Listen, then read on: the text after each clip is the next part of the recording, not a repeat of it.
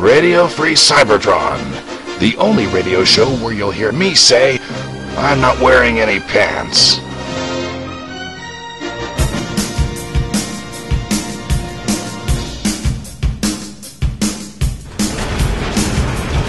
You're watching Radio Free Cybertron.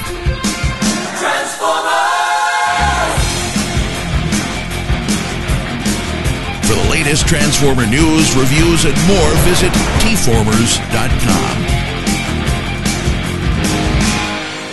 This is Radio Free Cybertron, episode 378, recorded August 13th, 2014. Thankfully, it's a Wednesday, not a Friday, because it would be bad luck. But this is good luck, because Rob Springer is back this week. Lucky. And guys, I just want to throw this out there. First things first, I'm the realist. So we're putting that out there. God, everyone knows. I love and hate you at the same time. For all you people who are not real, I just went over your heads. Just letting you know. I hate that song so much. Well, some of us are just quite the realist, and we're like, you know what? This person is not realist at all. Yeah, music for stupid people. Okay, so on the show this week, we have stuff. So we have some news. And we have a few items. It's a really interesting week. Not a lot of news came out, but some stuff has sort of happened, or this week commemorates a few things that I think are interesting. So I just want to throw a few things out there. We are doing live Q&A. So if you're listening to this, like the podcast version or watching the video version on YouTube, you can hear. Well, you won't be able to ask live questions. You can hear what the chat asked us during the live show. So you need to join us live, which is on a Wednesday every week. We first hop on, early now, like 7:45 or so Eastern time, except for Rob Springer, who gets here right at 8:30, and because I get home at 7:30. I know, I'm kidding. And the live show actually starts around 8:30 Eastern time, but we do pre-show. We talk about stuff that we don't want to talk about on the show. Talk about people, complain about things. And you need to join us live, because joining us Memorex isn't near as fun. Yeah, it's not. So. Oh, dead medium. Yeah. So. But yeah, live Q&A this week. So people in the chat, be prepared. John's in the chat right now and says your audio is low on the stream relative to everybody, Brian. Yeah, I know. I see it right now. It's probably Skype. I hate Skype. So let's go ahead and XV. I'm going to throw it to you. You know why? Because I can. Catch. Do you see the new pictures? You're going to regret this. Do you see the new pictures of Crosscut that were posted this week? I'm aware that they exist, and that sure does still look like the Crosscut toy we've seen, since Toy Fair. I know. Well, actually, that's not quite the truth, because the one at Toy Fair was all painted silver and everything. This is flat grade plastic. Well, yeah. And apparently that's an outrage, because nobody remembers that every time that's exactly what happens with every toy that's ever shown off. Hey, this toy didn't come out at retail slathered in paint. Although, you know what did come out slathered in paint? Roadbuster. Yes. No, I mean, seriously, 80%, 60 to 80% of the brown on that toy is paint. And some of it's over other paint. That's not paint. It's over orange paint on the legs. And yeah, it's kind of hideous that way. But it's a nice toy, but yeah. Oh, I really like Roadbuster general. It's got some tolerance issues, but No, I'm looking forward to Crosscut, though. It's kind of cool we're getting an e-hobby thing and a mainline release. Yeah. Now if we only get Screech. Yeah, that's Games Workshop Gray, all right. Yeah. It looks like the legs are mistransformed. It's gun manual. They probably are mistransformed, and they're probably on backwards again, like Skids' were. Oh, God. I think really just the delay is they're maybe they'll forget how disappointed they were in Skids by the time they buy this one. Oh, yeah. I was hoping they would fix the mold and, make the arms come out a little bit further. No, because that would require more investment in engineering time and mold changes, and it was never going to be any different aside from the head they had already tooled when they made it. I just don't understand why it got delayed so much. That's why I was hoping... Movie stuff. Yeah. But it's coming out. That's the important thing. Yeah, everything's coming out. Yeah. Everything that was solicited at Toy Fair is coming out. Until happy they about cancel RC. But I'm telling you, the Energon version with Headmaster Kicker is away. I would buy so that. as soon as RC hits stores, they're going to issue a recall, and they're going to send out folks in black vans to go to people's houses and take them from them if they already bought them. And that's the day we see Dawn on the news. Yeah. You can't take mine! No, Rob, they will see me on the news when I show up at your door with Massey. Like, Shut up, Massey. somebody thinks they're funny. So confirm this for me, though. Confirm this for me. Just this is my opinion, and I just want to make sure that I'm not alone. Crosscut looks way better than Skids. Yes. Okay. I think they look equally good, just kind of different ways. Yeah. For me, it's the color. The colors just pop more. They And do. I like that head. I love the red. Yeah, I always like that Diaclone head sculpt a little bit better. Yeah, the head's really cool, and like the problem with Skids is that it's sort of in the wrong colors because it was based on what Skids looked like in the comic, which was already a muted color palette. Yeah, Skid should be a much darker blue. Yeah. And boring. Let's see here. Jumping ahead. So Primacy 1 came out today. Has anyone read it yet? No. Nope. Do we have Not interested. There's a review on T-Formers, So though. did Is that the Rob only review comic? it? Yeah. Okay. Is that the only comic this week? Yes. Only I'm buying it now. I think Robots in Disguise is next week, though. So this was probably my biggest comics week in forever. I had 4 comics that came out this week. Wow. I used to get, no joke, like 30 comics a week. I had 4 this week, and that's my biggest week all month. And if I hadn't gotten Primacy, it would have just been obviously just 3. So Primacy is after Autocracy and Monstrosity, huh? Yeah. This is not going to be good. Yeah, I said it. Well, I mean, it's still got Ramondelli's art. I like the art. I'm just like... It's still every other written issue. by the same people, so however you felt about the first 2, you'll probably feel about this one. I will give Monstrosity credit. I really enjoyed the first half of it. I think So, Monstrosity needs some points anyway, just for already naming itself what people were going to nickname it in the fandom anyway. I think it 'Cause- just needed some relevance.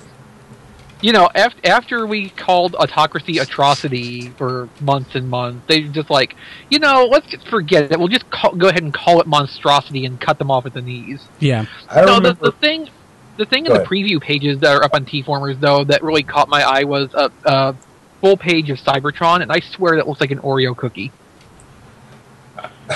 I remember Flint Dilly was friends with me on Facebook till one day I, without thinking, posted boy, they're making up Autocracy as they go, aren't they? Oh, And then they say, oh, no, I don't see his updates anymore. I'm like, did you catch that? oh, let me check real quick. Let's see if you are a mutual friend. Yeah, it's like, because he's got like a few thousand, like, no one even don't follow everybody. Like, Flint. robots, I get it. Nerds.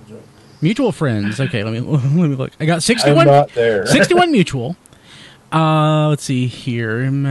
Trent, Jeff, TFG1 Mike, Protoman, Amy, TFCon, I bought it. All right. Carl, That future's awesome. Rick, Phil, Go Comixology. Sean Long, Transfandomat. Monzo. I don't see you yet, Rob. Oh, he for some reason I disappeared. It was the same day I was live tweeting watching Poltergeist 3.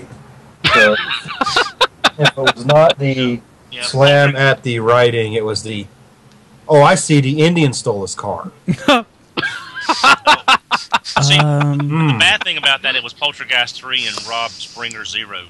Actually, it was Poltergeist 2. That's how offended I was. Like, oh, I get it. The Indian's going to steal his car now, huh? Yeah, sure. And I just thought... and like, I oh, just there's thought- Rob, but no, it's Derek J. Wyatt. Yeah. Uh, I pissed off the Dill Man. That's John, Nicole. I'm looking. I'm not seeing you. you're not Rob. going to see me. It's like, oh yeah, don't say something flaming under your own alias. Oh yeah, you're not on there. There's Yeah. Vice Grip X though. Oh, good. I'm going to make up a persona and just refriend them. Yeah, you Not- should. I'll be Not if you Michael tell- Bay Not or if you tell something. the entire internet that's what you're going to do. He's not listening, Don. You don't know that? Yes, Yeah, hey, we do.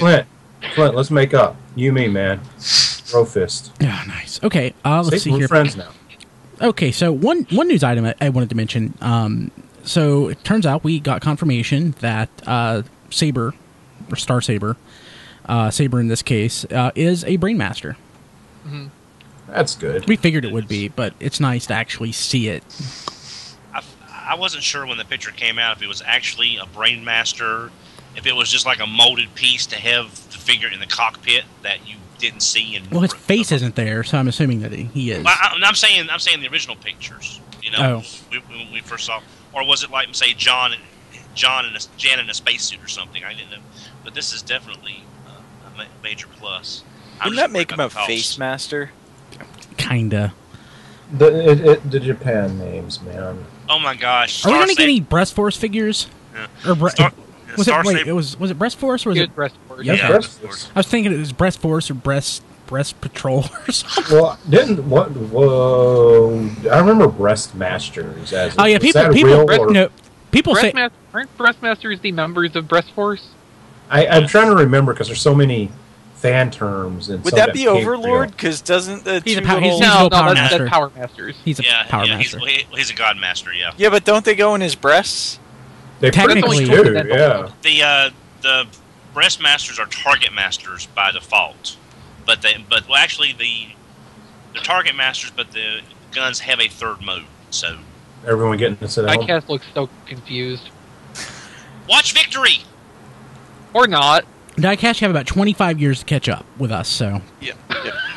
you'll lose your life. So you are so much better off than we are. Okay, raise your hands if you're married and have kids. Yeah. Diecast. There you go. Raise your hand if you're not. I'm married, no kids. Yeah. I have a cat. I have 3 cats. I'm the crazy cat man. Don, that's like negative credit on this score. Yep. But, watch Master You just Force scored a first. -2. Yeah. Watch Master Force first. But watch it dubbed. Watch it dubbed. No. Yeah, watch everything. Yes. Burn the dub with fire. Watch everything. Burn will dub you with fire. Watch everything dubbed, but Zone, because Zone doesn't have an official dub. I guess the Japanese series don't either, except for Car Robots. The ones that Best Buy sells, are they the dub? No, they're subbed. No, Hasbro was not interested in selling those dubs. Well, can you blame them? No. I am the ninja consultant from Cybertron. I can be disappointed, but I can't blame them. I am embarrassed when I watch the dub. It's like, this is embarrassing. You're watching Master. You're watching. Never mind. Ding, ding, ding, ding. Master Force. You're sitting there like listening to Kiss Players, the radio drama, and that you're not like embarrassed by that. I don't have any of the radio dramas. Okay, good. We really need to set up those Transformers Rewind recording sessions of the dubs. Yes. Let's explain how this embarrassing thing works. My car has a 12-speaker surround sound stereo system, and I live in a bad neighborhood. So life is a highway. It's just blasting, and I'm like, "Hi, gangsters, going home." Trust me, Don. The dub is okay. Yeah, I love the dub. I didn't choose the thug life. The thug life chose me.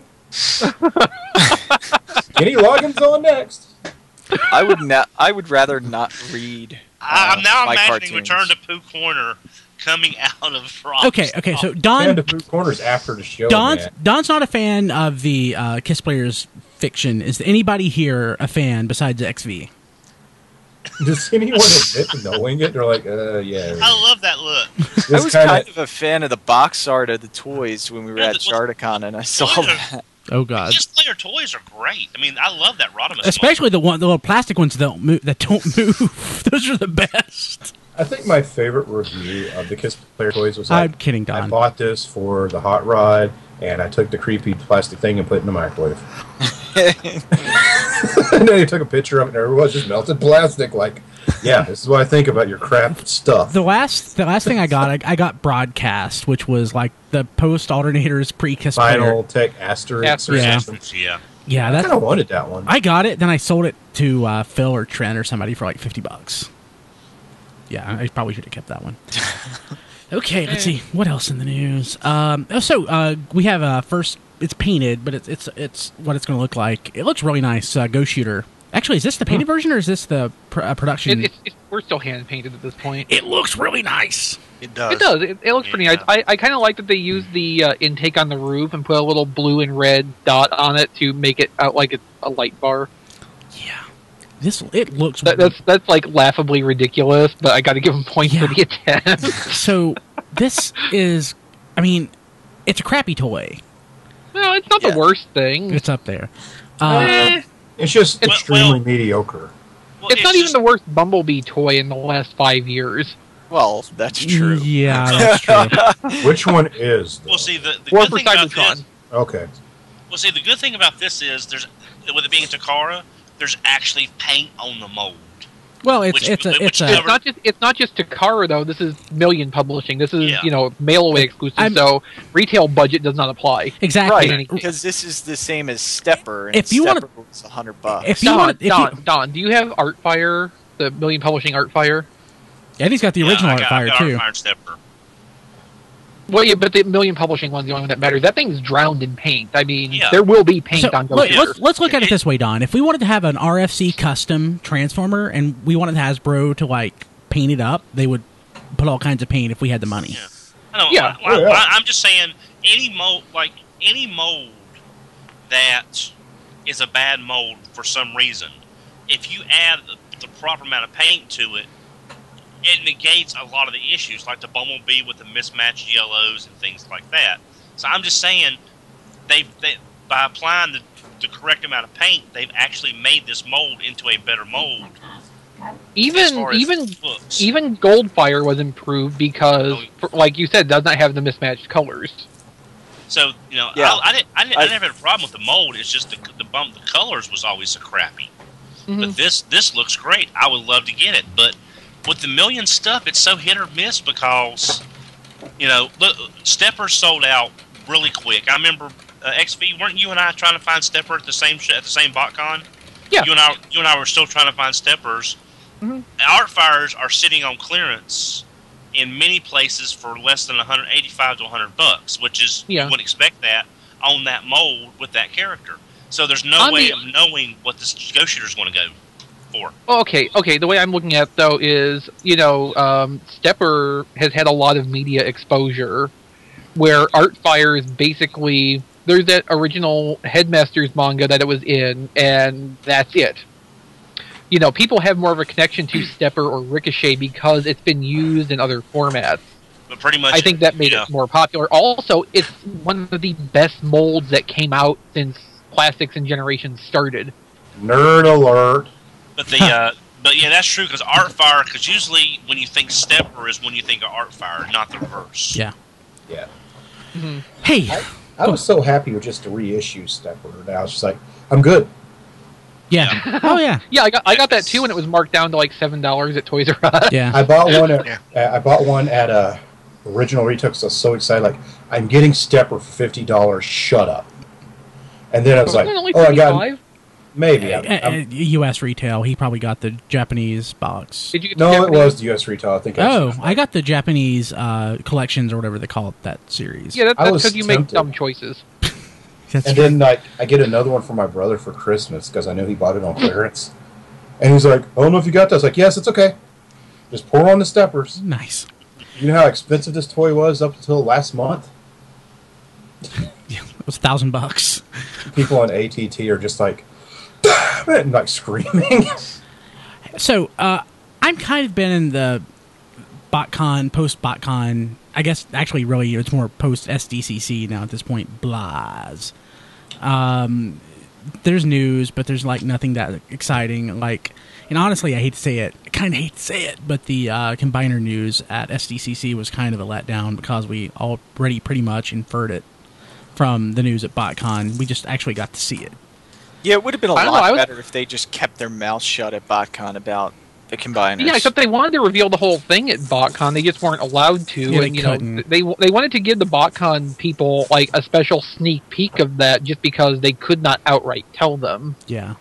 They it's kind of a jerk thing anyway. I mean, I know they're like, okay, we're going to show more at the bigger con and all that, but the fact that they're like, more at the next con or whatever is kind of just sort of they should just be like, guys, just sort of try to play it off a little better. And hey, the good stuff's coming in a few months. Good catch, Rob. Good catch, Rob. I'm trying. This is kind of like the downward part of the year, though. Like it always is. Botcon's over. Toy Fair is now 4, 5, 6 months away. Yeah. So it's but on the plus side, I did reserve my room for TFCon. Woo! Plus, I signed up. So Woo! Hopefully, you're at the same hotel as us. No, I'm at the new hotel. The second one. Crappy Stein. I don't care. That's crap. Well, I don't care. I feel so proactive on this one. Like, first day, got my room. First day of pre-registered, I pre-registered. Now I'm like, I should save some money. Yeah. I should put a little cash back. So I guess go ahead. But no, I was like, I keep saying I should get a credit card or something for that hotel. They'll be like a week before. I sure did forget to do that. Yeah. No, I'm like historically at every Botcon I've gone to, I've only gone to like the convention hotel like twice. Usually, I mean, I don't even sleep. I haven't even always slept at the hotel that I'm in. You know, like sometimes I'll just crash on somebody's floor or not sleep. You could be like Hellbat and rent someone's closet. Yeah. What was that? $50 for the weekend? It's like Hellbat just show. Okay, I know Don and XV and Brian know Hellbat. Anyone else know Hellbat here? No, probably not. To educate people, Hellbat is a gentleman in the fandom from London. Yeah. Who makes absolutely no plans at all when he shows up at his cross-planet trip. So he just shows up, he's like, can I stay in someone's room? No one knows his name. And you have to reintroduce yourself each time because he's not forgotten who you are. Yeah. But he's like, he knows your face. Isn't that weird, though? Sometimes you have to do, like, I've met you and I've hung out with you for, like, over the course of years, like, weeks at a time. And, yeah. Shows up, he's like, hey, and he starts talking, you're like, he's not forgot my name again. The worst part, I have so many friends in the fandom, and a lot of them have the same name, that sometimes it's like, instead of remembering someone's name, you remember this person, you kind of bucket them together, and they all belong in a bucket. And sometimes people fall between buckets, so like you might have a Matt that you accidentally call Rob because you have so many Robs and Matts that I've done that. Screen names are so handy sometimes. I know. I prefer screen names. The funniest thing is, though, we're all comfortable calling each other our screen names. But if you meet someone in real life and they got like an awkward nickname, you're not saying that thing for anything. It's like Chris here, XV. I'm trying to call him Chris. That is diecast. I don't care what you say. Oh, Kim calls everybody by their screen name, except for Don. Don's just Don. And it's kind of everywhere, though. Well, he's not. He's HMRC forever. He's nobody. We don't use that. His screen name is the custom license plate on like a Subaru. Yeah, kinda. She doesn't say Rob. It's Rob, and but yeah, Chris is XV, Melvar is Melvar, diecast is diecast. Like in person, I mean, I don't find it weird calling somebody by their screen name because I've done it for more than half my life. But it's some people, it's weird for them to receive that. Like, thankfully, I use my name. The worst is when you have to explain when, like, you're talking to people casually, like at work or whatever, and then you just realize I just called someone Laser Prime out loud. Like with Hoop. Like, I refer to Hoop a lot. I refer to Hoop a lot because I work with a few PhDs, and I don't have a PhD. So when I refer to my friends that have a PhD, there's like 5 or 6. But Hoop's the one I know best, so I call him Hoop. And that name is close enough to where it sounds like a real name, but it's not like that weird. Well, it's funny because sometimes you'll say someone's name, and their screen name actually sounds more realistic of a name. Well, Hoop's a perfect example of that. Yes, to a point where you're like, am I saying it right? Yeah. I'm even from the same state, man. Yeah, but with TFCon coming up, I know most of us are going to try to make it. XV, I think we can work something out. You're not? I can't. I don't think I can do it. I don't think there's money. Come to FartCon. They're all farting the entire time. Yeah. Project ButtTuba is set on. Not Rob. Not You're farting right now. Look at that. Rob. Man, you can't you just XV? Can't you just sleep in Brian's closet? I don't have the $50 for the weekend, though. Yeah. We should set up a GoFundMe for XV to go to TFCon. Oh, yeah, that's of all the Patreons, I literally did think about starting ones like, for free money, too. Hey, XV, What you could do is you could do a contest for a guest appearance on Superhero Time. No, I'm on summer break. I know. I'm just saying. No. You could do it. You could do a contest for a guest appearance in their person's hotel room for the weekend. Guys, we're thinking about this all wrong. Everyone throwing their tickets. Cage fights at TFCon. We'll fight. Every con's got that shirt cage thing. You'll just shove them in there. Well, Massey will fight for me because he is awesome. We're all a little frightened at you, not. I can fight a cat. Yeah. I don't know. Have you seen what Massey's done to Dawn, man? Yeah. You just see like a white flash. Don doesn't know how to deal with cats. Don doesn't know how to deal with cats, even though he's had that cat for years and years. I would hate to fight Bumper though, because Bumper's huge. Bumper's lazy, man. Yeah. Bumper just lays there. Wow! But basically, what I was trying to say though, like TFCon's until Toy Fair, TFCon's pretty much it. Yeah. But we might see some stuff at TFCon. Third-party stuff for the upcoming year, though. I don't care. Thank you, Don, for mentioning that. It's all going to be third-party stuff. Yeah, because it's not an official convention. I'm like so done with third-party at this point because like. Don, perfect example on Facebook. Someone posted the picture of one of the new Dinobots, and you were asking which one it was. And you know why? Because we can't tell. Well, it's just, there's too many. Well, see, the thing of it is there's only 2 snarls that are even close to being ready to come out. Gigapower's larger version and Fans Toys Sever. But, hello, Massey. You're dead. We've got 2 Impactors coming out now. 3 if iGear ever gets theirs out of... Wait, 2? So, yes. With the crazy names they give them, is Mastermind Creations revealed one too. What's their product names? Hey, who's the one besides Mastermind? Where are you going? You're going down, big boy. I'll have to look. I want one to be named Wisdom Tooth. I know the one group was trying to do like a knockoff Kickstarter, seriously, to knock off the Universe Onslaught mold as Strika and then have Impactor parts for it also. Mastermind Creations is the new one. X2 Toys, XT006 Firing Pin is the other one. The people making Metroplex parts. Yes, and iGear if they ever follow through with theirs. iGear's had the Warpath bootleg one, on the back burner for years. For a year and a half, 2 years. I still like my name, Wisdom Tooth, best. Impactor. I mean, I need to work for these companies, man.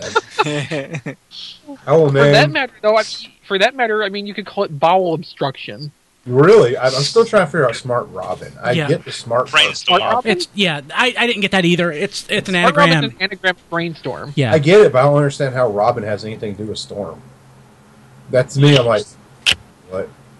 It's just, what they got out of the word. Robin's not an X-Men, man. They could have called him Farfennugan for all they wanted to. They could have called him Blue Fart.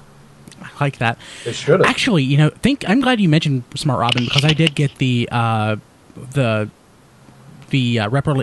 labels label for Smart Robin. I haven't applied it.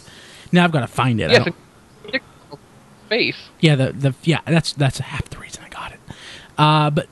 Except there's somebody who does like nice 3D printed add-on parts, and they've made a faceplate piece that just like pegs over the nose and chin protrusion. Yeah, you could actually have like an actual faceplate instead of a sticker just covering it, and they have a briefcase that hangs off a handcuff to go with it. That's awesome. So apparently, when the Hasbro Brainstorm comes out, they're going to get sizing off of that and make one for the Hasbro one too. That's great. That's cool. So, but talking about the third-party stuff, though, like this week I saw that new Megatron that's coming out, the Triple Changer, and I don't care. Well, that's because it's a horrible idea to make Megatron a Triple Changer. Well, it's a horrible idea to make Megatron. Yes. Wasn't Takara going to make a triple changing Megatron at one point anyway, where it's like that was Skywarp and Megatron or something? And then there was a Galvatron Megatron one too. No, actually, in the animated book there was plans for an animated Marauder Megatron. Marauder Megatron. Yeah. Okay, that one too. I was thinking those. I think it's from an old copy of Generations or something. Yeah, something like that. No, you're right, Rob. Because in the early production materials sent to retailers, it was a Megatron Skywarp smash up something.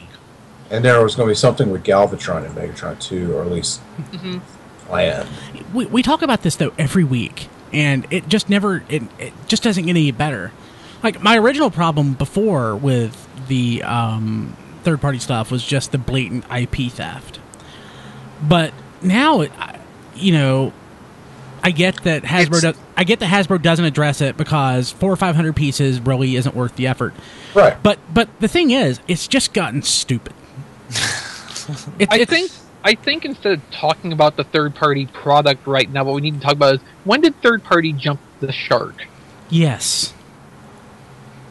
Well, let's check a wiki page. I don't know. This wiki page is a paragraph. What is it? That's a really good question. So I think what would you say would be when the third party stuff really matured, like Hexatron or something? I think the beginning of the end was Giant versus Hercules. Yes, yep. Yes, there you go. Yeah, that was a downturn moment for sure. And even though it represented like a new accomplishment in third party, yes, it also started to prove why this was not tenable the way it set up. It set a precedent, and everybody had to have their combiners. Then we had 14 Predakings, and that's when it jumped the shark. No. Now, come on. We only had 3 Predakings. We have 14 Dinobot teams now as a result of that. We're experiencing exponential growth here. You guys want to see my newest for third-party product? No, I do want to see your fourth-party product. I got this third-party product right here. Is that the Transformers guy? Oh, no, never mind. Oh, no, yeah, this is the Hallmark thing. The girlfriend grabbed it for me. I thought that was the buying Transformers handbook because I've got so many of those unofficial books. I'm like, at first I was kind of like, third party. They're kind of. I have so many fanzines and books and unofficial things. I have no room to talk. Okay, so that's where I'm just like, John DeLuna is going with the 3 Predakings is the turning point. Yeah, I mean the Devastators. I think you can call aberration in the model where 2 parties independently struck upon that. But after that point, I mean, there's not really an excuse to have multiples of the same idea anymore. So I'm going to go ahead, Don. No, I was going to say, I've said in previous podcasts, you would think that there would be, and you and I got into this conversation a while back about why would you give away your secrets and stuff like that, but I still think there would have been more communication to avoid the Predaking peril of having so many coming out at once, and the communication just was not there, and it needed to be, once you reveal that, hey, we're doing a Predaking, someone should have said, okay, they're doing a Predaking too, we need to get on the same page here and make sure we're not cannibalizing each other's sales. And that didn't happen. They're not organized. I'm glad they're not organized. Here's the reason. I want to have 3 and 4 and 5 Predakings out at the same time. That way I can choose between all 4 which one I want to buy. I don't want to, there only be a Unique Toys Predaking, and I'm like, I really want a Predaking, and I go all in on that one, and then, 2 years later, we get the Mastermind Predaking. Oh my God, I can't. Really? You have all these companies producing the same figure. And that's not all of these companies are going to make their money back because not everybody's selling all their stuff. And that's how these companies go out of business, is because nobody buys their stuff because there's too many of the same thing. But that's their fault. We can't control you're right. the product that they put out. You're absolutely right. It is their fault. So, Hasbro put out like 10 Predakings last year. Yeah, that's true. So here, I'll just tell you what I'm just going to tell you what I just did. I just canceled my pre-order for the Sigma L or whatever the hell its name is, and I just canceled my pre-order for the third party. Oh gosh, what was it? I've already, because there's so many of these things I've already forgotten what I had. Now, Masterpiece Sophia. No. Now you are still getting Salmore, right? Yeah, I'm keeping Salmore because it's GoBot. Right. How many times are we getting that? I canceled the pre-order for, I don't even know, the Derpa Dinobot. So, yeah. These guys have my heart in mind. Let's see, do I have anything else I can comfortably, let's see here. I've got to keep my Planet of the Apes 8-inch cloth Taylor figure, but that's not a Transformer. Let's see here. Do I cancel my Mania King? No. Yeah, No. cancel. I kind of like one of those. No way, you're not canceling I would have canceled him before I canceled Sigma L. Just canceled. Which one's Sigma L? Mine white. Not mine white. Yep, just canceled Mania King, and let's see here. I am debating on Dice Stack. I think we should all apologize because Brian's really on a rant right now. That's fine. No, the thing too with the third parties is that, like, there are distinct brands and groups, but there's also, like, interaction and crossover between the groups. You know, it's not all completely independent units. There's crossover of people from one group to the next. True. So, there is the potential for communication and organization within them to not repeat this or that, but, you know, you've got Mastermind doing one Predaking, you've got Unique Toys doing other, and I think BTS is the third one that nobody even remembers is happening because it's BTS and nobody really likes them.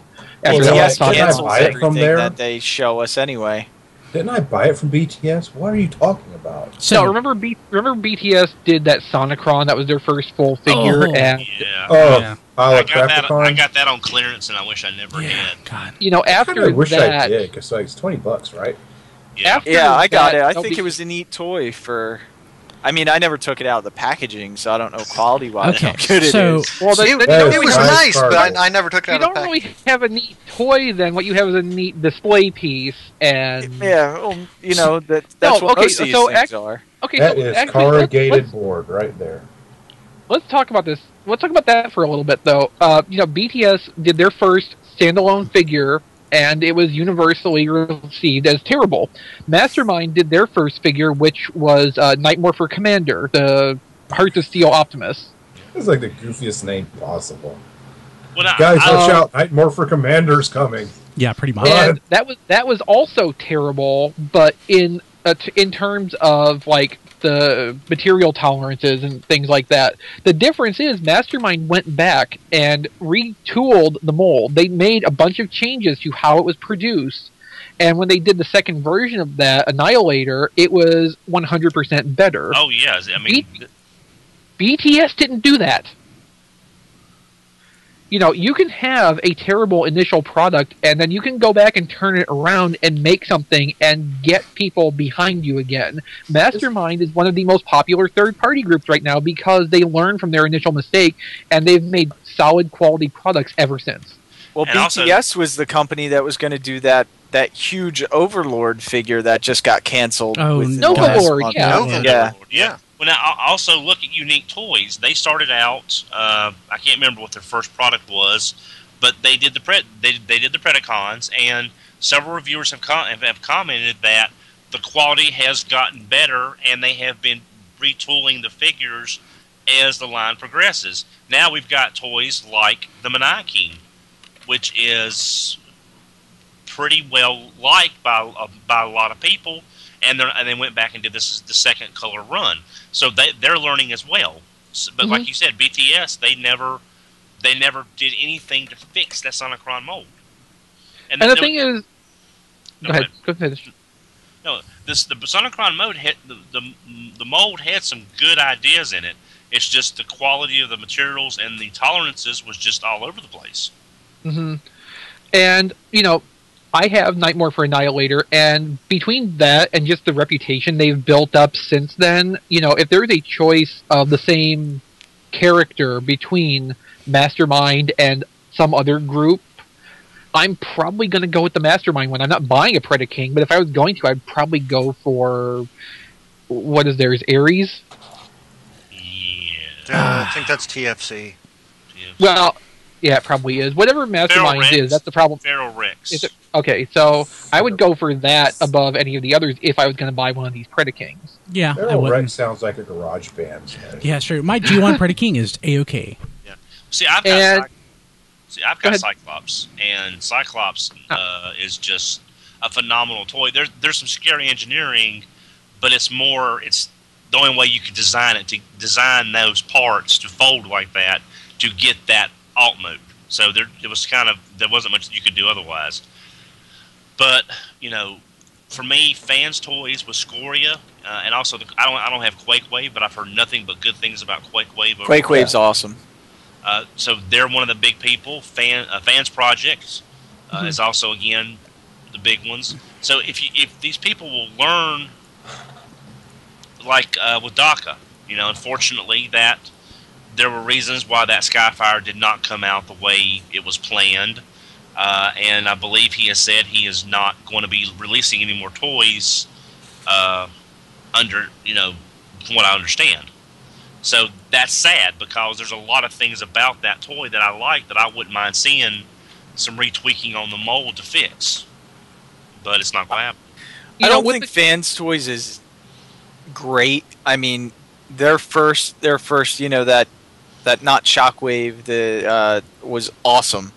But I had problems with my my first Dinobot, whatever, not Snarl. Scoria. Yeah, Scoria.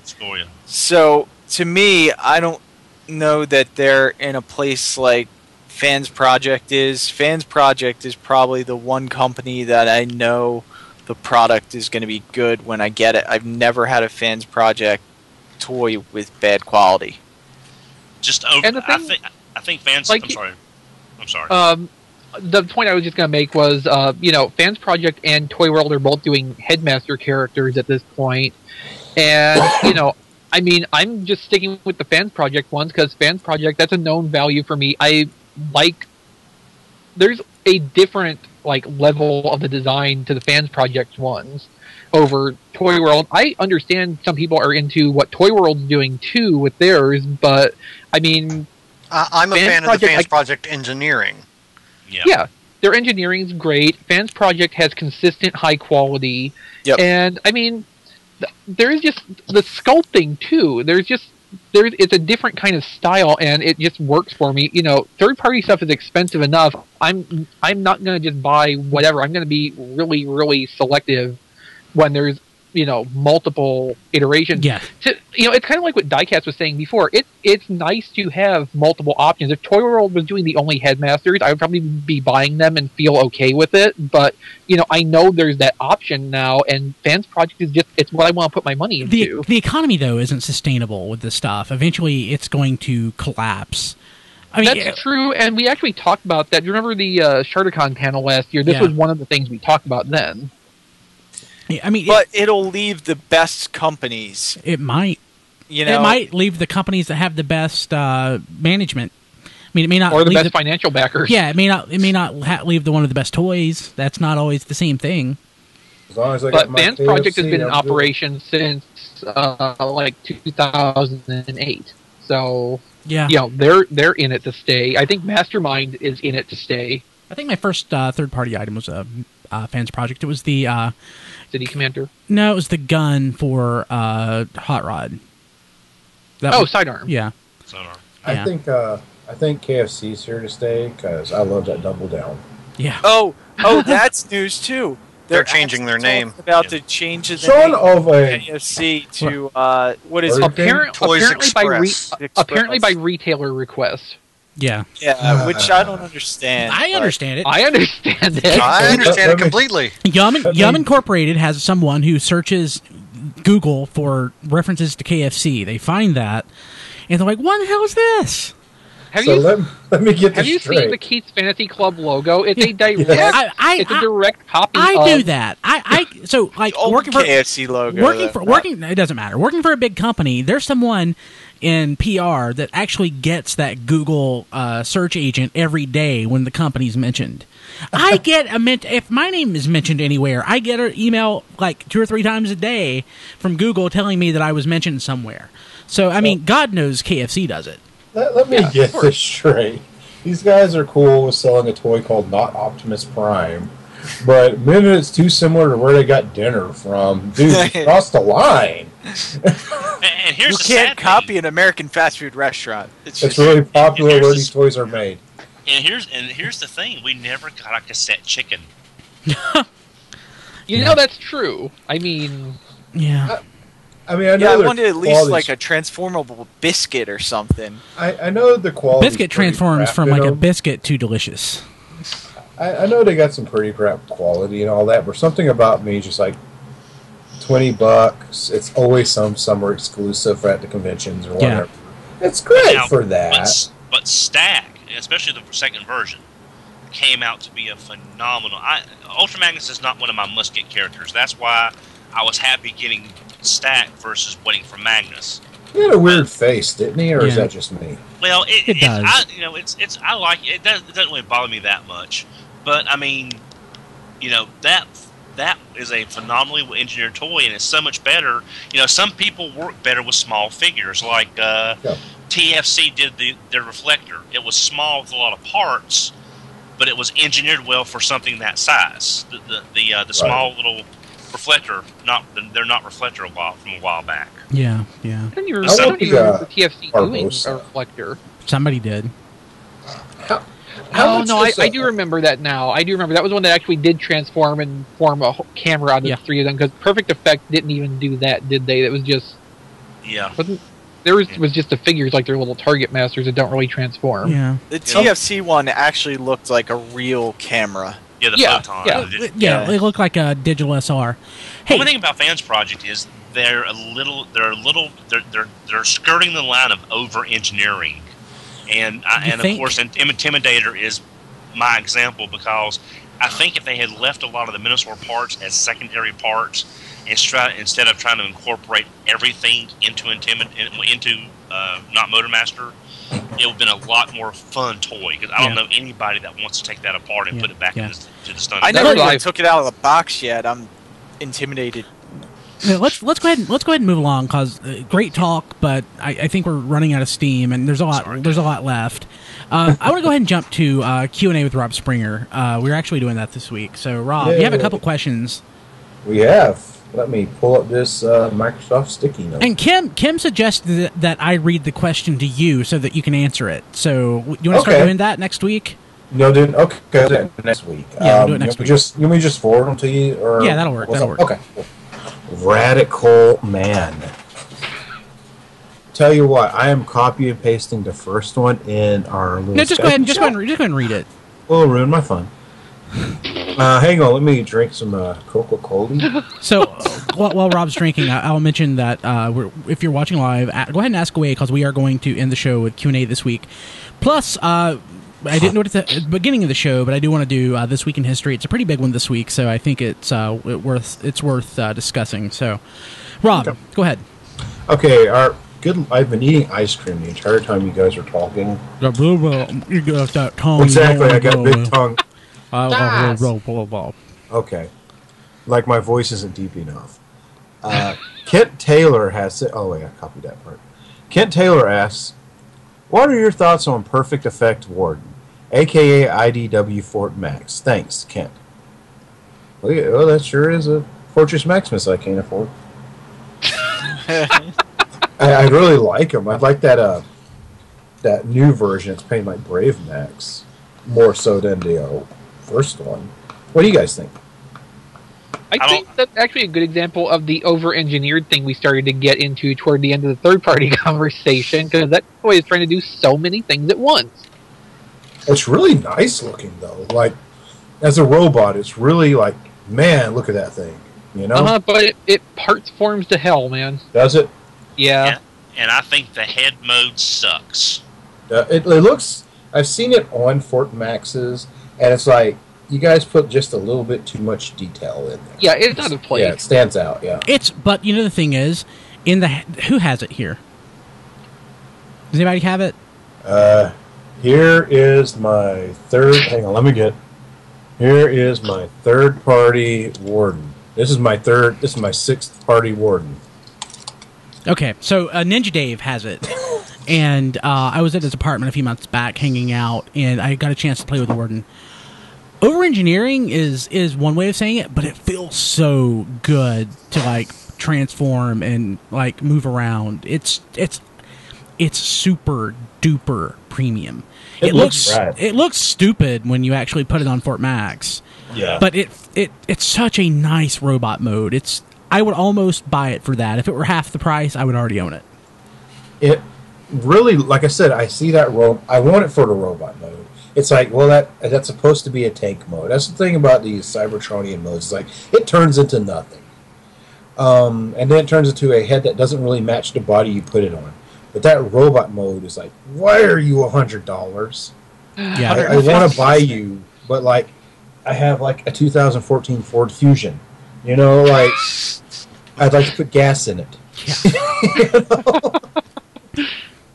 Yeah, so no, it's a super nice looking toy, like most of the stuff Perfect Effect does. But like most of the stuff Perfect Effect does, you gotta take half of it apart to change it to either of its other modes. Yeah, And it's overpriced. I would leave it as a robot. It's fantastic. What was the next question, Rob?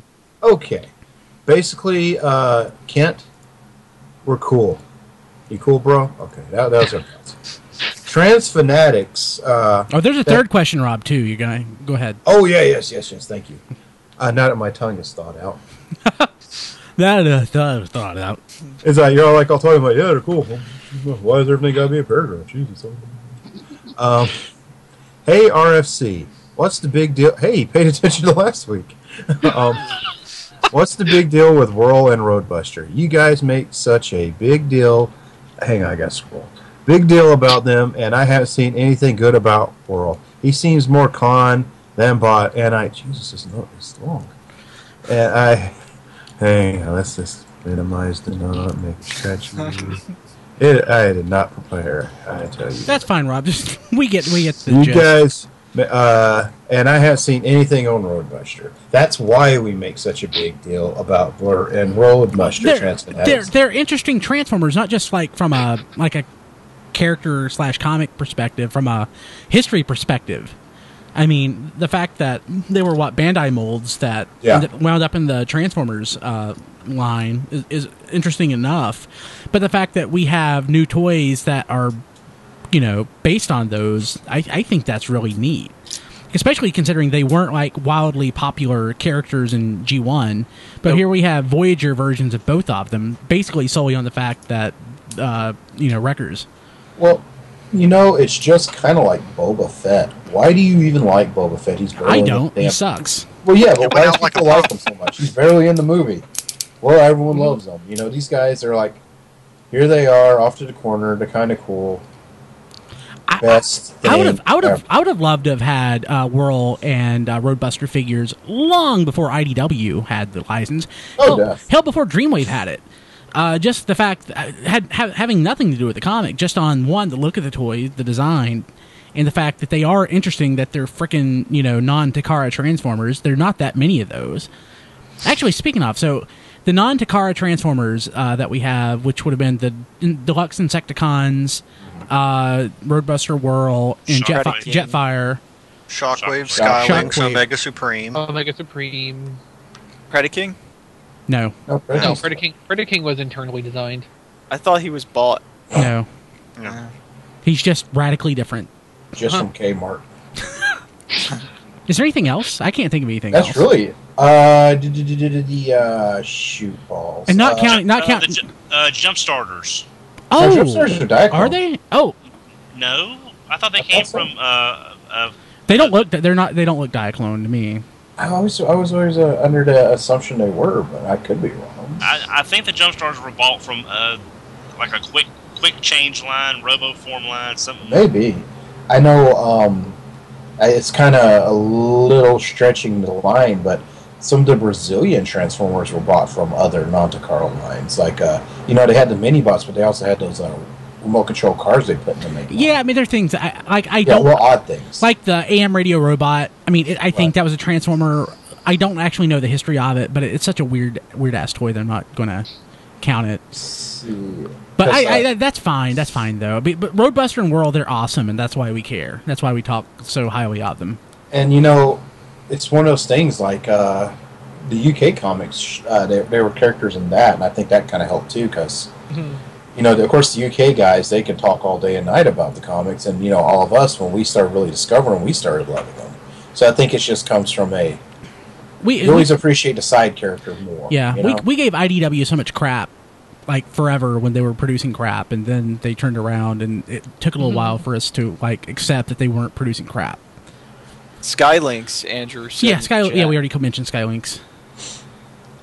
But yeah, so, but no, it's interesting, too, that the Omega Supreme and Skylinks toys ended up in Takara's possession after the companies that originally made them folded and their assets, you know, were bought up elsewhere. Yeah, that's true. And, you know, that's the reason I didn't think of those guys. I've never really thought about it. Obviously, they're off. They're not similar to other Transformers. But that's the point. I mean, they were reissued, so... I was wondering what the possibility is with obtaining the Shockwave mold, being that's Toy Box, and that's what, Radio Shack? Radio Shack got it before Transformers came out. But I think they have a controlling share in it, because like all their toys are Toy Box toys. So with Radio Shack doing so badly, they might sell off a little assets to... Or assets, when Radio Shack goes under, assets will be sold. Yeah, at cheap prices. Next thing you know, we don't only have a Shockwave reissue, we also have those piggy banks. Okay. Those things are pretty cool. Hey, Rob, you had one more question.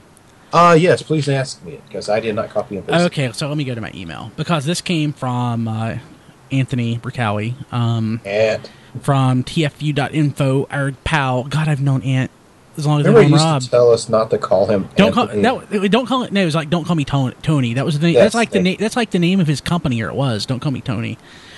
Okay, so okay. A submission for this week's live Q&A. Can Rob please tell me the story about the time at Botcon where a dealer was showing a person next to him a Robot Master convoy? I'm such a jerk. I am too. Okay, it was OTFCC 04. That was a decade ago. Yeah. Jesus. Anyway, you guys remember how at that time the Robot Masters toys were coming out? And we were all like, wow, at all the new molds. And the old molds that we were getting again that we wanted. It was great. You know, we were all pretty excited for it. Yeah. Well, that OTFCC was when they really first started. Every dealer had them, and they were everywhere because everyone was excited for them. And it was actually a parts party. I had separated from our particular IRC group. Our hive mind. Yes. With a friend of mine, and me and him, I think it was Megamis's. We went to that party. And we kind of bounced around some of these room parties because Don remembers, and I know Brian remembers, the early days, the parts parties would set up in the lobby if they didn't get ran out, and it was just like makeshift signs, go to this room, go to this room. They don't do that anymore? I think it's just rooms now, just because it's like... most of the places, the lobby, you can't do anything. I think the last one I saw in the lobby was 03 when those giant lightsaber fights broke out. The one where the Wedgie from Doom? Yeah. God, we are terrible people. Go ahead. Actually, I remember at that con. I was there. I missed it. I remember our friend coming up so excited and telling me about the fact that he gave someone a wedgie. And I reached out and I grabbed his underwear. And the person he gave the wedgie, the person that he gave a wedgie, I actually bought my Omega Supreme from. So going full circle. And the person who got a wedgie later cut a rap promo about it. About how he kicked his... It's like, you just got a wedgie in front of 100 people. Okay. Anyway. So keep going, Rob. Okay, I'm sorry. The parts parties did start off in the lobby, and they got kicked out shortly after. But we found our way to one of them, and the dealer is sitting on the floor playing with the Robot Master's convoy, Optimus Prime, which was basically a scaled down masterpiece, the MPL-1 with a crappier truck. It's a pretty crappy toy. Yeah, it's not that great, but at the time it seemed amazing because we were like, wow, look at that. And I was like, hey, it's because I was planning to buy one at the show. I was like, hey, is that the new Robot Masters thing? I was laughing already. He goes, yeah, check him out. And I'm like, hold him. I'm like, oh, wow, he's really cool. And he goes, yeah, he's super articulated. I'm like, your mom's super articulated. You know, that works with us, but with people you don't, yeah. It just flew. The thing is, I had spent 13 hours in a van driving to Chicago with a good contingent of our hive mind to 13 hours straight, slinging insults. How did that go over? Well, this thing is, when I say I said that, it was not like I thought about it. It just came out, flew like that. Like, see, your mom's super articulate. And that's when I realized, oh yeah, and I looked, and this guy's just like... for those on the audio portion, imagine any page of a Dreamwave comic. Dull surprise! Yeah. Oh my god! Go to the TF Wiki and look up Dull Surprise. Yes. He has some very good pictures of it. There are some great pictures. It's just like, he's just like staring. Did you apologize? I just like, here you go. Just handed it back and left, like, I should leave this guy's room. Okay. I didn't apologize, I just left. I was like, you're Rob, you don't have to apologize. I Okay. just insulted this guy's mom. Let's So- get out of here. So run. Before we get a break, I did want to talk about this. So, this week in history. We've broken format. This isn't at the beginning of the show. I'm back. We've broken everything this week. Like, wait, we're at the start of the show now? So, this week in history. Yes, this is just the start of the show, so strap in for another hour and 15 minutes. It's time for some shattered ass. 28 years ago this week, Transformers the movie and the soundtrack to Transformers the movie were released. 28 years ago. So what did Transformers the movie do and mean for the Transformers? Ruined forever. It's been a good decade of only thing talked about. It made season 3. That's That's pretty good. I'm glad that it existed for that at least. There's a bridge. So if Transformers the movie hadn't happened, would we be where we are today? I wouldn't, because I wouldn't give a crap about sincerely Transformers. doubt it.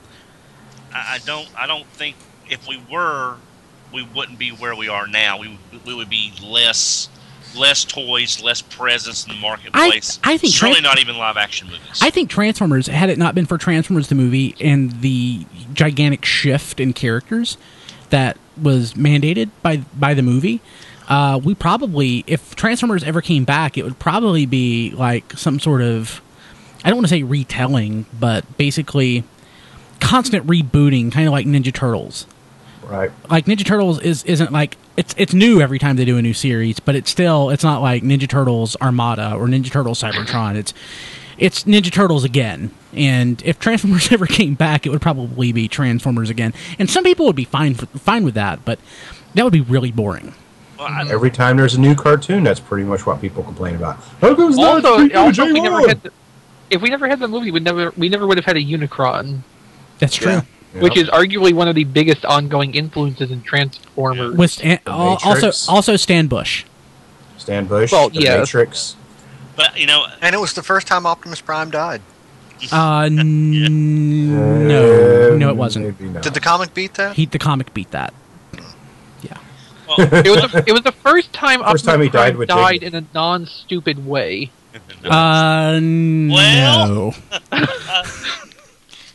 I think if you look back and I'll be honest, I was there. I was 16 years old.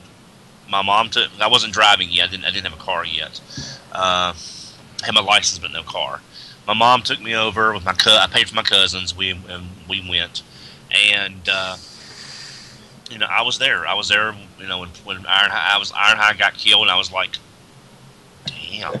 Then Prime dies. Damn. Windcharger and Wheeljack die. Damn. It's Off one screen. Of those, yeah, but it's one of the things. Looking back, I think it's one of those linchpin moments that we would have had to have had it for us to be where we are now. We would have had to have had the movie. We would have had to have had Generation 2. We would have had to have had Beast Wars. These are the things that keep the mythos building. So yeah, we've got a lot of different incarnations, but they've all built on the history to some degree. So without the movie, we wouldn't have the history that we have now. Like you said, no Unicron, which would make Prime something completely different for the first season. The whole trilogy would be something different from Armada, Energon, and Cybertron. Mm-hmm. So I think where we would be now would be a lot less fun place, and not near as rich.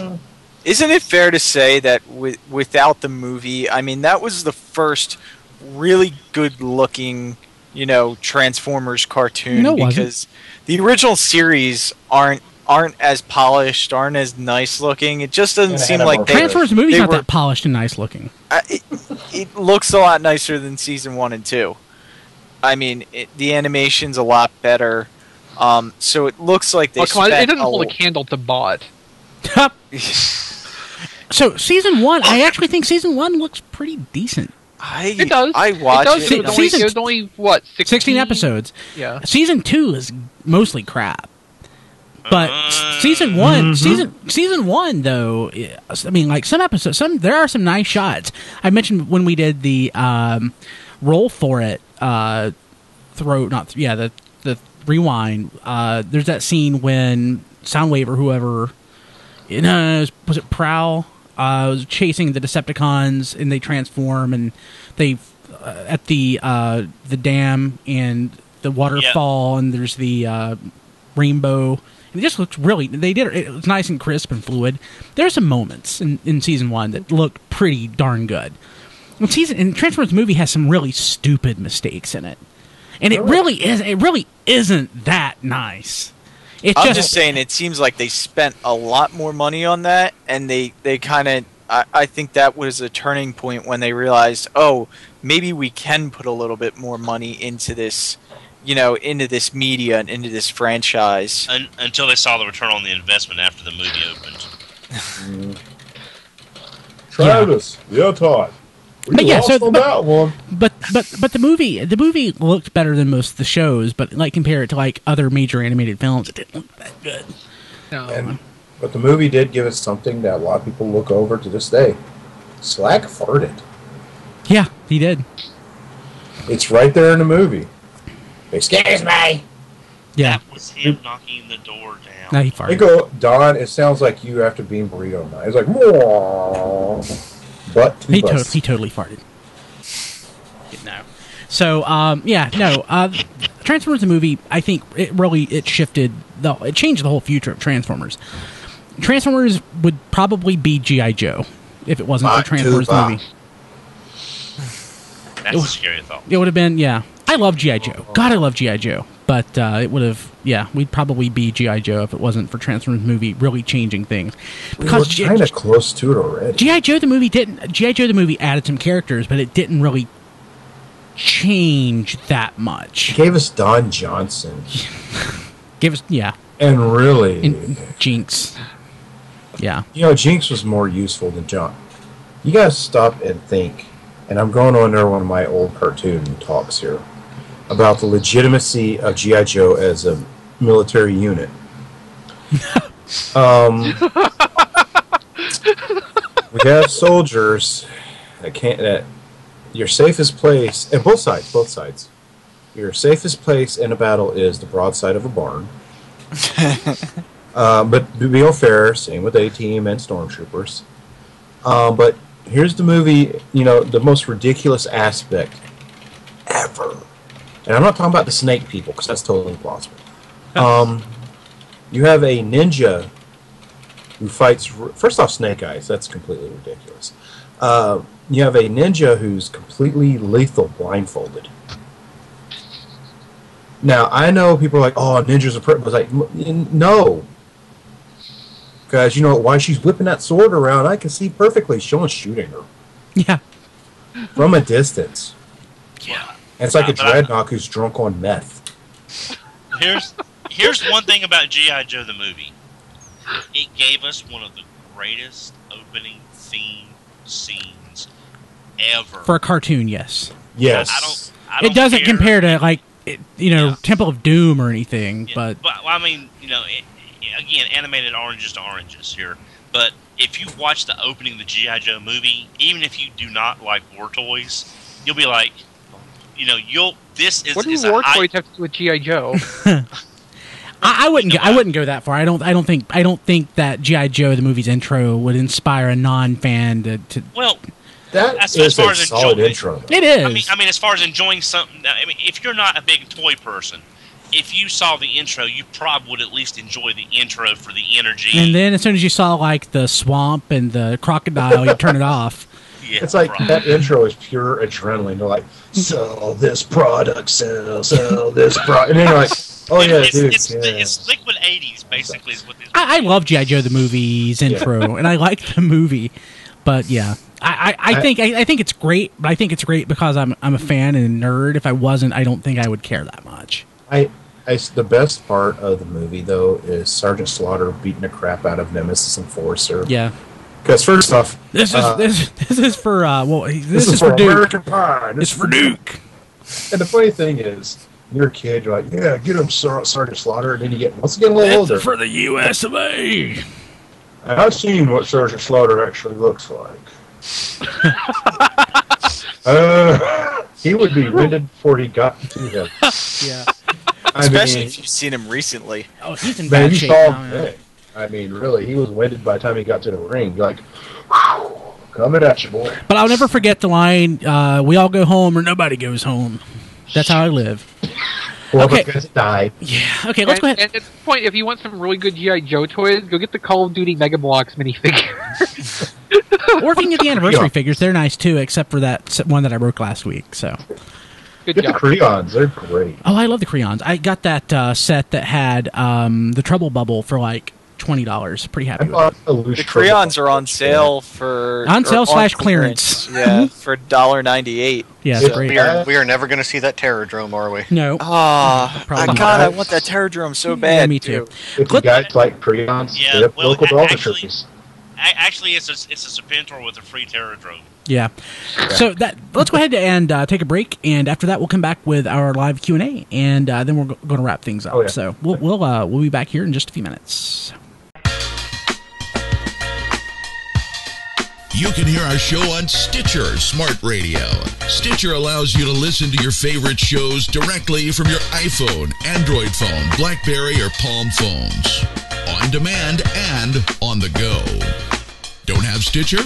Download it for free today at Stitcher.com or in the app stores. Stitcher Smart Radio, the smarter way to listen to radio.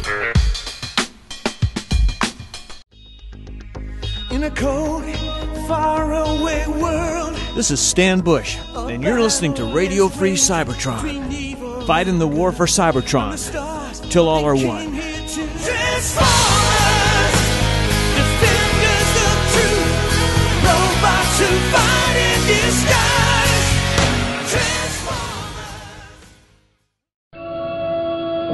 Transformers, the movie.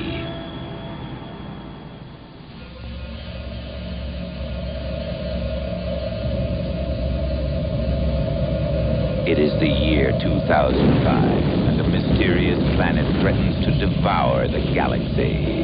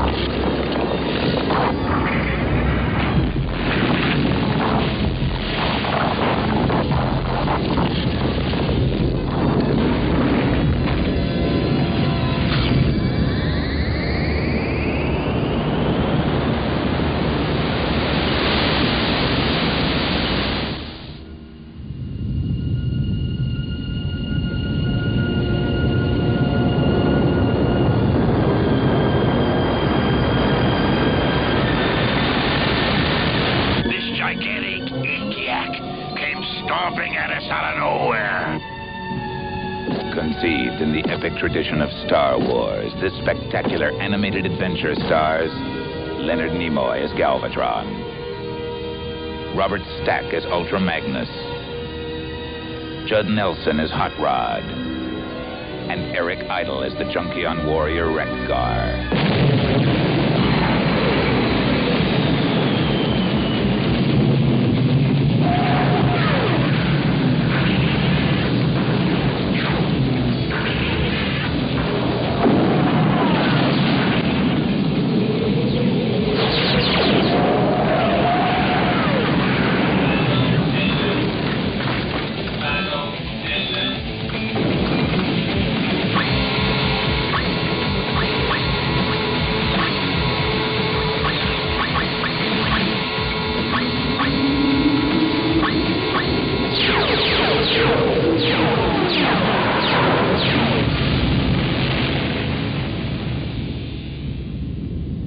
And at film's end, when the monstrous planet Unicron, played by Orson Welles, reveals its long-held secret by transforming into the most gigantic robot ever, you'll know you have been watching a movie that is destined to bring back audiences again and again.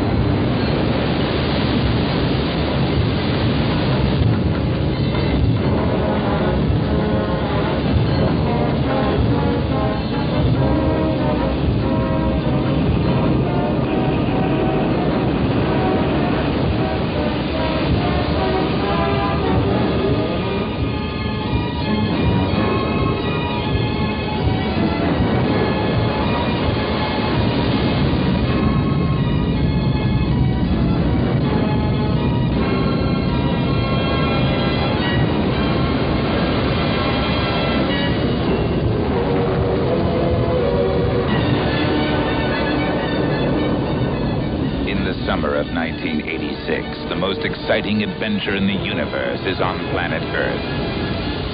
Transformers, the movie. Radio Free Cybertron has teamed up with Kokomo Toys and Collectibles in Kokomo, Indiana. If you're in the Kokomo area, visit our store for a huge selection of new and classic toys. Visit online at www.kokomotoys.com for our address and store hours. While you're there, check out our listing of pre-order items, as well as visit our eBay store.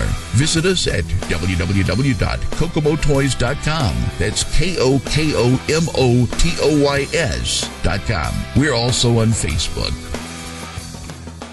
We're back. We're going to answer some questions that popped up during the show. Apologies. Apparently, back scroll in the chat only goes 30 minutes. We've been going nearly 2 hours. So, we've lost a few questions. So, we do have 3 good questions that I wanted to tackle. And this one's really topical because rumors have been going around about this one. So the question is Michael Bay going to direct Transformers 5? Yes. Probably. And he's going to be twisting his newly grown mustache the entire time. Hey, sure, he gets a lot of he gets a lot of flack for it, but he also gets a lot of money for it.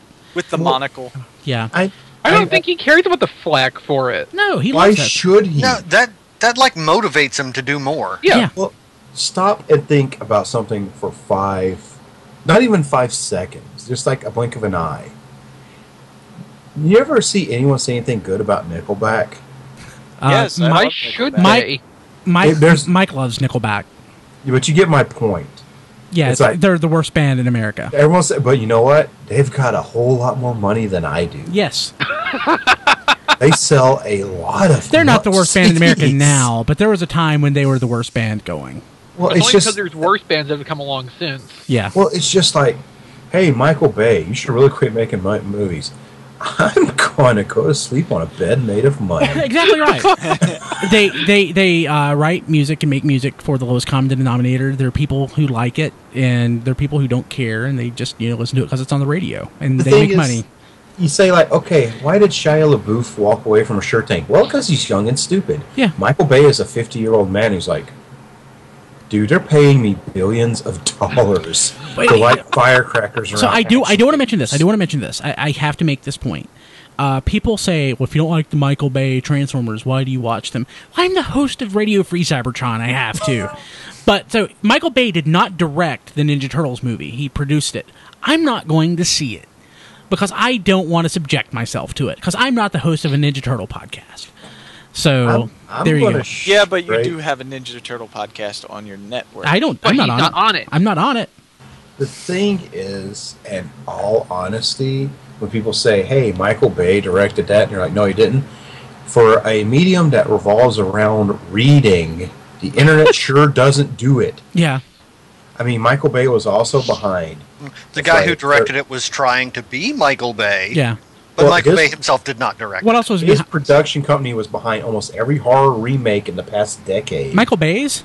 Yeah, the Texas Chainsaw Massacre, not the newest one, the Friday one from the the early 13th. 2000s, Friday 13th. I liked Friday the 13th, though. Yeah, hit Platinum Dunes Entertainment. That's Michael Bay's production company. He has TV shows. The Purge. The Purge. Yes. Oh, that, yeah. So, but my ultimate point is, I don't care who directs it. If it's bad, it's bad. if I'm not going to complain because it's Michael Bay, I'm going to complain because it's bad. If it's good, I like it. I don't care if Michael Bay does it. He made Meatloaf videos. Yes, somebody else could get it and do just as poor a job. For example, someone followed up with, what about Brett Ratner? Exactly. Or Oprod also suggested Uwe Boll, and Dan, I hate you for even mentioning that. I can see the movie now. Well, I saw X-Men 3 in the movie theater, and Me too. I did too. Yeah. After the first two, you were like on such a high, and you were like, "What the hell is going on?" I didn't even like the second one that much. I love the second one. The first half of the second one's great. The rest of it, the first half of the second one, okay, I'll give you that. I don't care for the rest of the other half of it. Yeah, pretty much. We got to see the Wolverine Berserker scene, and we were all happy. Now, if we could get, say, the Sixth Sense M. Night Shyamalan, that could be something interesting. If we get the rest of M. Night Shyamalan, no. Transformers by J.J. Abrams. That would be a step up. I'm not an Abrams fan, but that would be a step up. Yeah. In a way. Okay. I mean, it's still lowest common denominator stuff, but he's way better at storytelling. I think the only way I'd be satisfied with an Abrams Transformers is if there was a carryover character from the Bay movies to be Spock Prime. Okay, here is a list of Platinum Dunes films. We're saying air quote films because these are movies. 2003, The Texas Chainsaw Massacre. 2005, Amityville Horror. 2006, Texas Chainsaw Massacre: The Beginning. 2007, The Hitcher. You guys are catching a thing here. The Unborn, Friday the 13th, Horseman, Nightmare on Elm Street, The Purge 2, Ninja Turtles, Ouija that hasn't came out yet. Basically, money grab movies. This guy he's like, hey, why did Michael Bay make that? No, he paid for it. Yeah. He is now the third highest grossing director in history. I'm surprised he's not first. Who's 1 and 2? Cameron? Spielberg? Spielberg, I think. And Cameron? No, I don't think it was James Cameron. He hasn't made that many movies. James Cameron needs Transformers. I don't like James Cameron that much. I like Terminator by James Cameron. That's pretty much it. I like early James Cameron. Yeah, that's not James Cameron you have now. Yeah. Wait till Avatar 2 hits. This time with a plot. But okay, so so the next question was more about us, not about Transformers so much. What do we all do? And I'll start. So I work for a Fortune 50 company that it's a large company. So basically, what I do is I'm a process architect. So it's such a big company. Anytime somebody has to do something, roll out a new program, initiative, whatever, somebody has to get together with everybody to figure out how things work, and then map it out. And that's what I do. That's me. Anybody else? I shared. I'll share. I work at a motor vehicle. It's a accident management company, so it's kind of like an insurance company, but for big companies that have lots of vehicles that are self-insured for accidents. We act as the insurance company. We take the claim. We tell them where to have the vehicle fixed. And what I do is I look at the estimates and photos. I make sure the vehicle, the estimates in line with the photos, and that they're not charging the fleet too much. Mm-hmm. And I'm also involved of the integration and new technology. I'm a part of at the company also. So I have like a dual role. So we found out earlier this evening that Melvar is a serial killer. So we know that. But he's not the one that I was insinuating that about, but okay. Me? Yeah, he can demolish a box of Captain Crunch. Guys. And he stayed at a Holiday Inn Express one time. Guys, this is going to blow your mind. What? Okay, we're going to trivia question. What was the first movie Michael Bay worked on? No one's going to get this. Bad Boys. Nope. I don't know, Rob. Raiders of the Lost Ark. Okay, what did he do? Was he a production assistant? He was 15 years old, filing the storyboards. This Joker has been in every movie we've seen. I figure he would have picked up something positive from that experience. Well, the thing is, that's the good Indiana Jones movie. Yeah, well, I was just Googling because I always heard he was involved somehow in Top Gun, but I can never figure out Notice exactly I said how. the good. Yeah. I Anyway, like The Last sorry. Crusade. I'm sorry. Yeah, Last Crusade is That fun. Crusade's okay, but I mean, nothing. Temple of Doom. Yes, Raiders is way better. Temple of Doom has the best intro. Temple of Doom I is hate terrible. Yeah, if Temple of Doom was just the intro, It would be amazing. I love Temple of Doom, but I will say it is not the best. When you say, remember what we said last week? You like it, but that doesn't necessarily mean it's good. Yeah. I love Sharknado. How's the second one? Haven't watched it yet. I really want to. I just haven't watched it yet because it's like this. The first one was bad, and people just latched onto it because it's got a funny name. Yeah. The second one, they're like, "Oh, let's ride this train." So they're purposely making a worse movie. Oh. So it's going to be like, "Oh, you just spelled the joke out for me." So, real quick, in respect to the Michael Bay thing, Dan said he did pick up something. He learned how to rake in cash. Okay. So, any other shares before we jump to the next question? I will. I work for a small startup retail company. Only been in business about 2 or 3 weeks. We're very small. No, I work for a large national retailer. The largest. And I work in the back room trying to keep the... when the system says, we need this for the shelf, I pull it, we send it to the floor. The overstock that comes back, I bin. And then I do whoever gets to me first and says, go do this. Awesome. So I think we all do that. Don works at Service Merchandise. That's awesome. Okay. The company is closed and I still go there. I'm the only person there. Where's everybody else? So this one, last question, and Crazy Steve asked this. He's in the chat because we ran 2.5 hours tonight. No format. Home slides, Crazy Steve. So I love Crazy Steve. I would marry Crazy Steve, but I don't think he would appreciate that. So I just want to say that. So he wants to know if we'll have a table at TFCon, and the answer is no. We will have a walking high five section. We'll have a walking high five section. We will have a case of the walking farts. We were talking about having a table. So full disclosure, Don and I are in possession of JD's collection. What's left, and we're trying to basically part it out and get Amanda some extra cash. And we were talking about doing a table, but it's just not really cost or time effective to do that. We could just do a room party if we have, 2 or 3 boxes of stuff. I don't think you comprehend. Transporting it is not feasible. Okay, Diecast. Yeah, I don't think you comprehend the volume of what they have. Yeah.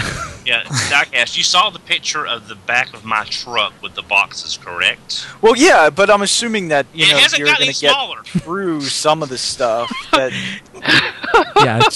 So, and the thing is, JD had a large collection, but he didn't have a collection full of high-end items. So he bought things he liked. He bought things he liked, like I do. So that's the kind of collection that you should have. Yeah, it's a collection. It's a collection that he loved. So it's a collection that he loved, but not a collection that he invested his life savings in. So it's What's not. that like? That's funny. Is that among the things for sale? It's mine. It's Gokai Green because it has Navi. Damn, I was gonna get that. Say that fast. There's more of that stuff, but yeah. So it's not going to be cost effective to go and take what a lot of stuff would just be like in a dollar bin, and I really don't want to cheapen it by having someone walk up and try to negotiate down on the last day because they know we don't want to take it back, which is the way that would work. So yeah. So Awesome Paladin added some notes on some items he's interested in. Excellent. So, but yeah, so we're not going to have a table. We talked about it. It would just not be cost effective, and frankly, this is the first time they're doing it. And how often do I get to go to Chicago? It's going to be my. It's been the first time I've gone in 10 years.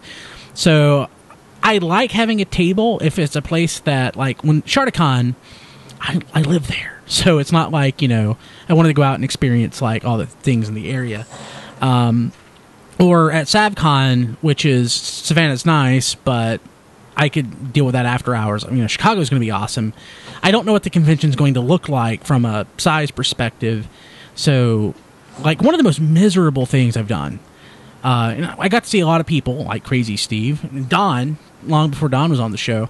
But the table that we did at Botcon 2010, the thing about having a table, if you want to go and have fun and hang out with people and go to panels, it makes it really hard.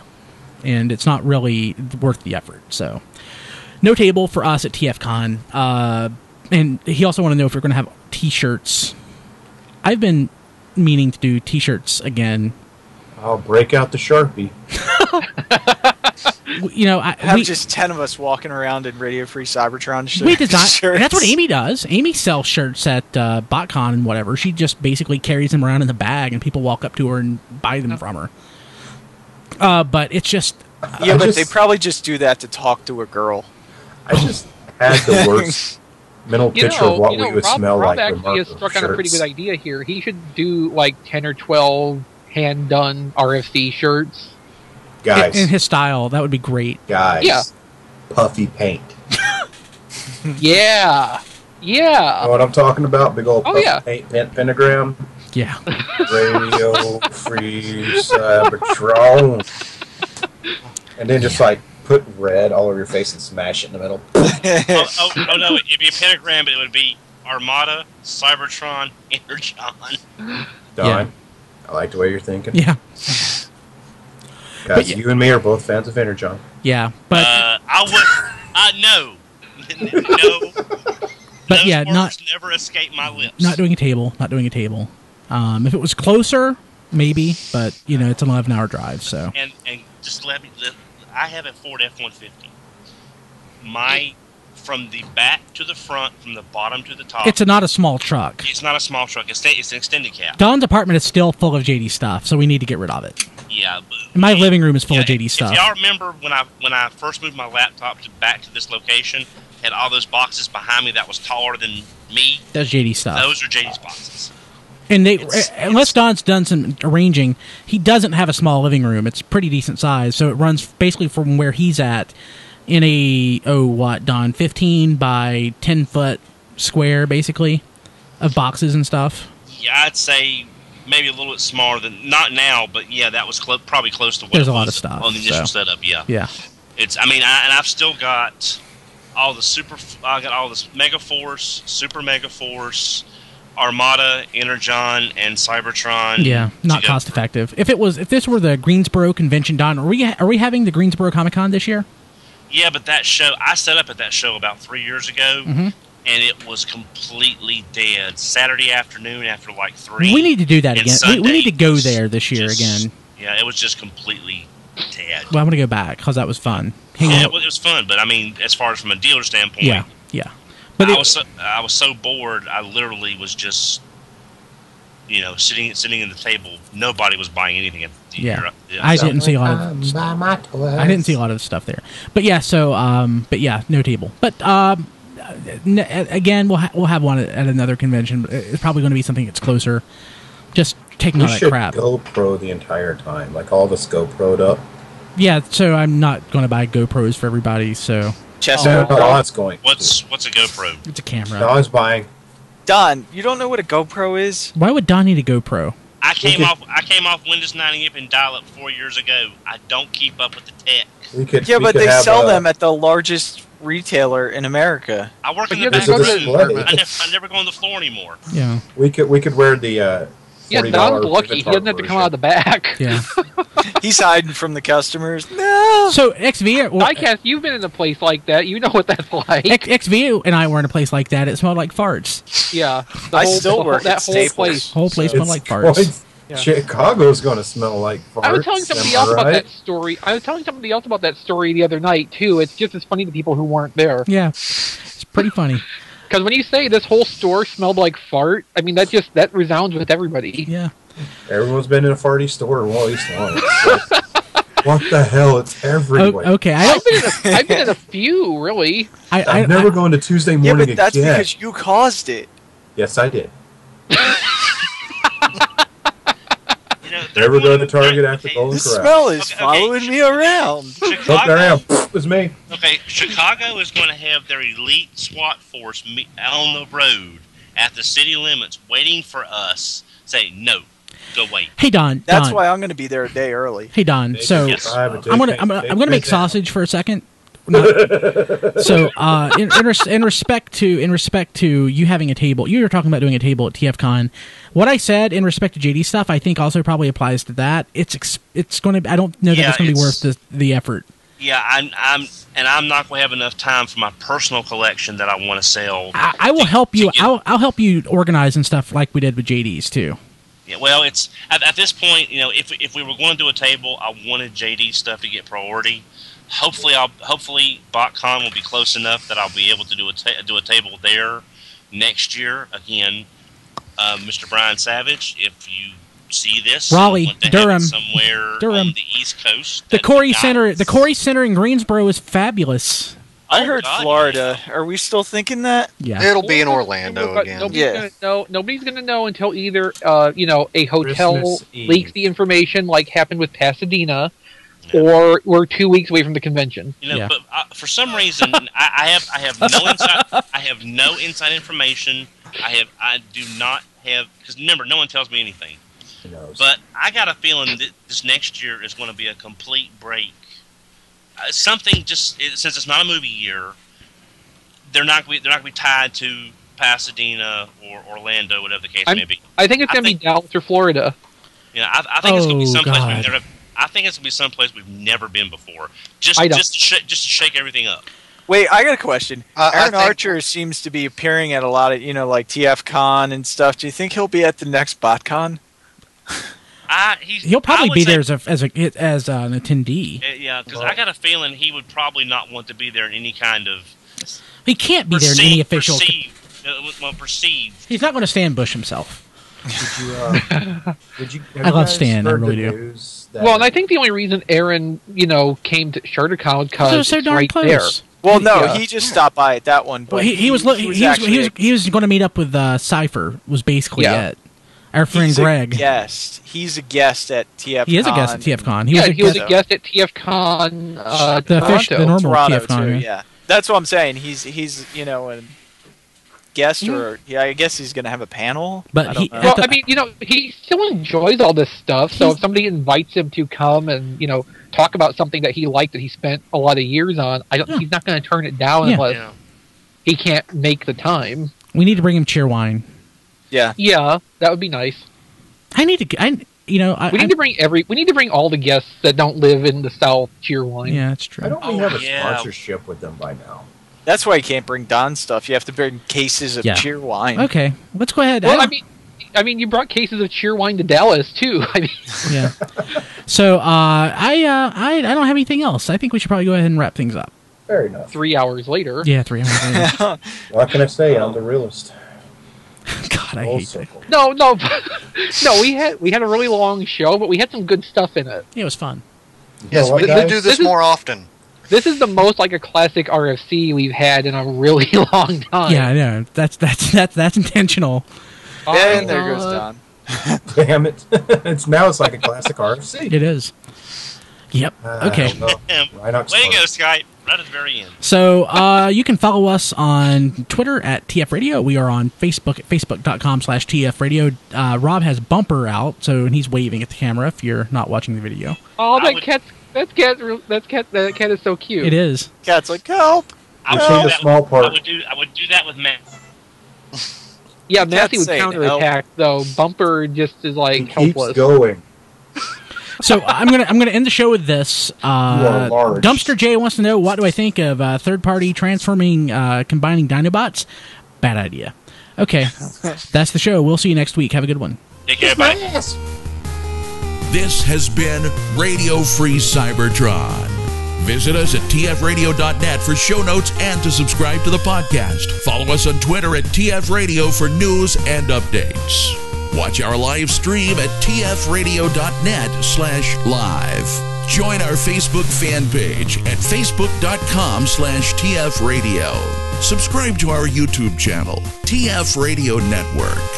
Have a question or comment? Leave it on our Facebook fan page or mail it to contact@tfradio.net.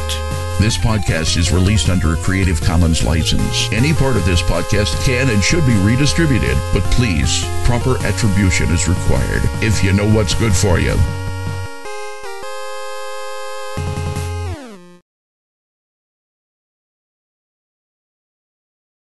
Transformers. It's better than crack.